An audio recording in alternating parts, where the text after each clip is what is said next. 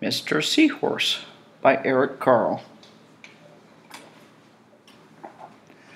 Mr. and Mrs. Seahorse drifted gently through the sea. Mrs. Seahorse began to wiggle and twist this way and that. "It's time for me to lay my eggs," she said. "Can I help?" asked Mr. Seahorse. "Oh, yes, thank you," said Mrs. Seahorse, and she laid her eggs into a pouch on Mr. Seahorse's belly. "I'll take good care of our eggs," said Mr. Seahorse. "I promise."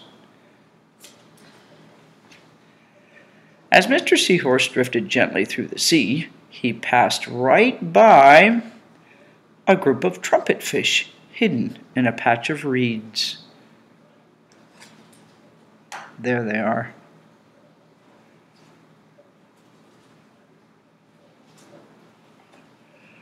But before long, Mr. Seahorse met another fish. "How are you, Mr. Stickleback?" asked Mr. Seahorse. "Delighted," replied Mr. Stickleback. "I just built a nest, and right away Mrs. Stickleback laid her eggs into it. Now I am taking good care of them until they hatch." "Keep up the good work," said Mr. Seahorse, and swam on his way.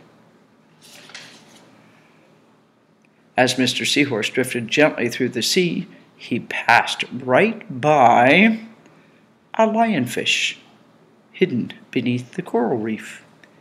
There he is. Look at that.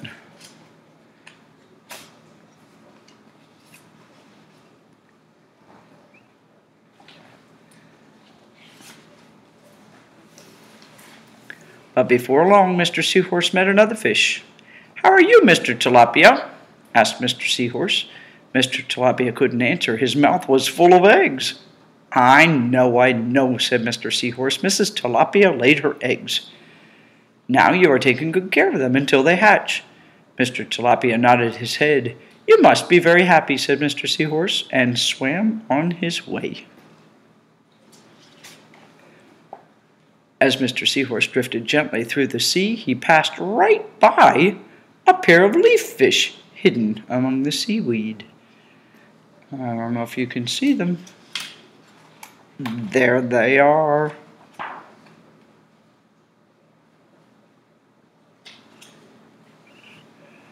But before long, Mr. Seahorse met another fish. "How are you, Mr. Curtis?" asked Mr. Seahorse. "Perfectly fine," replied Mr. Curtis. "Mrs. Curtis laid her eggs, and I have stuck them on my head. Now I'm taking good care of them until they hatch." "You are doing a great job," said Mr. Seahorse, and swam on his way.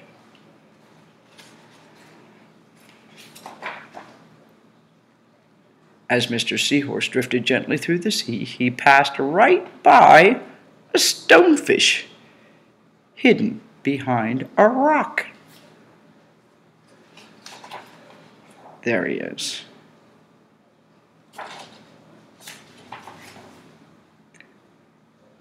But before long, Mr. Seahorse met another fish. "How are you, Mr. Pipe?" asked Mr. Seahorse. "Couldn't be better," replied Mr. Pipe. "Mrs. Pipe laid her eggs along my belly. Now I'm taking good care of them until they hatch." "You should feel proud of yourself," said Mr. Seahorse, and swam on his way.